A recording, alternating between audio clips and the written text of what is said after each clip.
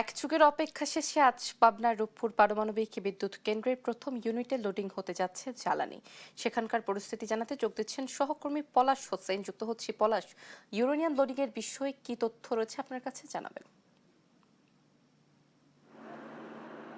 অতীশী, আপনি যেমনটি বলছিলেন, আর 4 ঘন্টা পরেই কিন্তু পাবনার যে রূপপুর যে পারমাণবিক বিদ্যুৎ কেন্দ্রটি রয়েছে সেটি কিন্তু আজকে যে ফুয়েল লোডিংয়ের যে প্রথম ধাপের যে কার্যক্রম সেটি কিন্তু উদ্বোধন হতে যাচ্ছে। এছাড়াও আমরা সকাল থেকে এসে যারা স্থানীয় সহ পাবনাবাসী রয়েছেন তারা কিন্তু এই খবরে কিন্তু অনেকটাই খুশি এবং আনন্দ কিন্তু তারা প্রকাশ করছেন। আমরা অনেক জায়গায় দেখতে পেয়েছি যে তারা কিন্তু একটা জামায়াতের মতো মানুষ, অনেক চায়ের দোকান, সব জায়গায় কিন্তু দেখতে পেয়েছি যে আজকে যে পাবনা আনুমানিকের যে ফুয়েল লোডিং সেটার কার্যক্রমে কিন্তু পাবনাবাসী অনেকটা উৎসাহিত।